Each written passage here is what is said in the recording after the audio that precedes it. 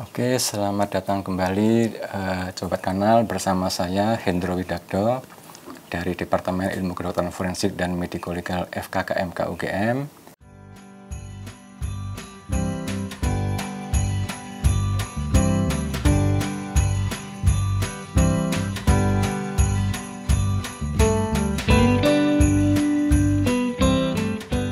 Kali ini akan membawakan salah satu serial traumatologi forensik, di mana kali ini tentang ledakan. Ya, barangkali Sobat Kanal sudah kenal dengan ledakan itu apa. Mungkin peristiwanya juga banyak ya. Yang natural itu bisa ada misalnya gunung meletus, kemudian juga bisa ada hal-hal lain yang sifatnya berkaitan dengan aktivitas manusia. Contohnya mungkin di dunia militer itu sudah jelas ya, akrab dengan ledakan-ledakan. Kemudian di dunia sipil itu ditambang ya, pertambangan dan sebagainya. Bahkan juga hal-hal yang melanggar hukum, misalnya kriminal, itu juga dengan membuat suatu ledakan ini juga bisa berakibat ada korban dan sebagainya. Nah, apa itu ledakan? Baik Sobat Kanal, mari kita lihat dulu.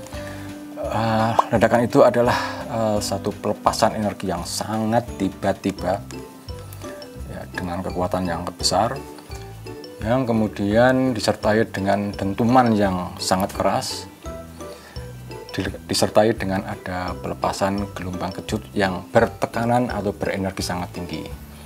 Nah, ini kemudian kompleks terjadinya ledakan ini juga akan diikuti dengan satu efek mekanik besar, di mana perbedaan tekanan yang terbentuk ini akan menghasilkan satu angin besar yang mematikan, yang sangat merusak, yang kita kenal sebagai angin ledakan. Demikian juga bila perbuatan manusia itu menyebabkan ledakan yang berbasis bahan mudah terbakar seperti mesiu atau bensin misalnya, maka ledakan juga akan menghasilkan gas panas dan api yang membakar dengan sangat dahsyat.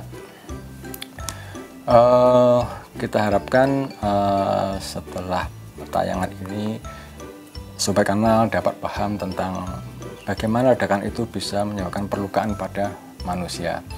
Nah, karena ledakan itu bisa menghasilkan berbagai macam komponen yang menyebabkan trauma, menyebabkan luka, maka kita akan melihat dulu.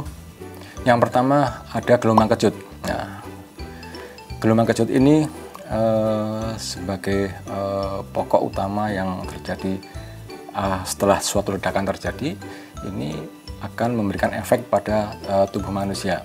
Yang kedua, nanti juga akan kita jelaskan bagaimana benda padat atau materi padat dan atau pecahannya, nah ini bisa melukai orang yang ada di dekat ledakan itu. Yang kemudian yang ketiga juga ada nanti angin yang sangat kuat yang terjadi karena ada perubahan tekanan yang mendadak tadi. Ini akan juga menyebabkan perlukaan dengan caranya sendiri. Nah, kemudian bila berbasis bahan yang mudah terbakar, maka api atau komponen-komponen api lainnya ini juga akan menyebabkan perlukaan pada manusia. Baik, kita yang pertama ini akan melihat gelombang kejut. Nah, gelombang kejut itu apa sih yang dimaksud dengan gelombang kejut dari suatu ledakan?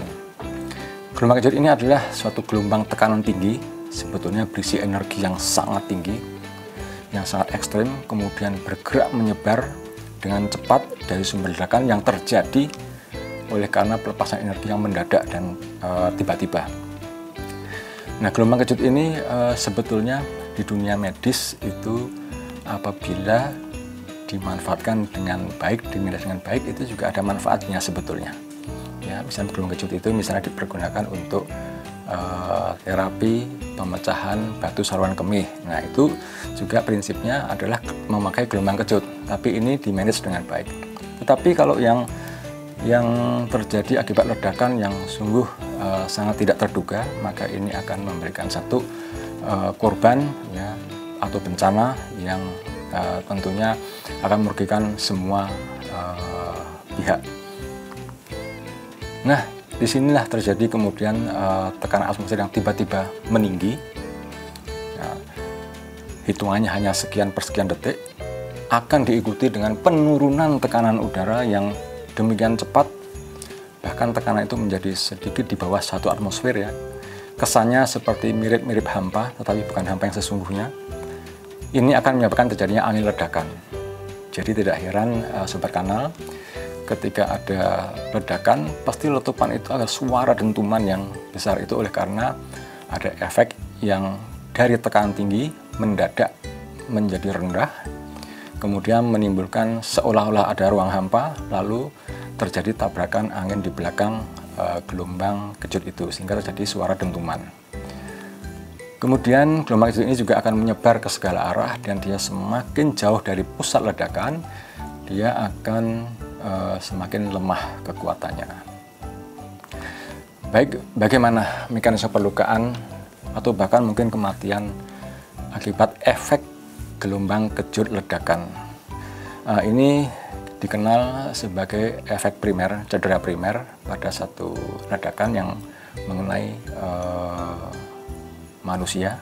Barangkali kita tahu bahwa badan manusia ini memiliki organ dengan kepadatan yang berbeda-beda. Satu, untuk organ dengan kepadatan yang homogen, maka perlukaan oleh gelombang kejut ini nyaris tidak ada. Ya, jadi ketika gelombang ini yang tidak kasat mata ini lewat, dia tidak mempengaruhi apa-apa, atau mungkin hanya kerusakan ringan yang tidak berarti. Jadi contohnya pada hepar atau hati, pada otot, atau yang homogen lainnya ini akan aman. Nah, ini akan menjadi berbeda ketika gelombang kejut itu melewati organ dengan kepadatan yang kurang homogen. Contohnya adalah pada otak. Ya. Otak manusia itu memiliki struktur substansi putih yang praktis lebih padat dibandingkan dengan substansi abu-abu. Ya. Sehingga ketika gelombang yang tak nampak ini melewati titik itu, maka ketika sampai pada perbatasan antara substansi putih dan abu-abu, akan ada tarikan-tarikan mikro. Tarikan-tarikan ini seolah-olah ada kejutan gerakan akselerasi dan deselerasi di tingkat jaringan, sehingga berakibat terjadi cedera aksonal difus atau dikenal dengan diffuse axon injury. Ini. Walaupun pada korban yang demikian, pada bagian luar kepala tidak nampak ada luka-lukanya. Tetapi di bagian otak akan terjadi hal seperti ini.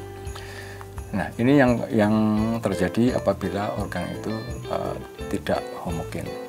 Kemudian organ berikutnya yang kaya dengan rongga udara, misalnya paru-paru, atau kemudian juga saluran cerna yang dipenuhi dengan gas, maka kerusakan hebat akan terjadi di sana. Bagaimana kerusakan ini bisa terjadi?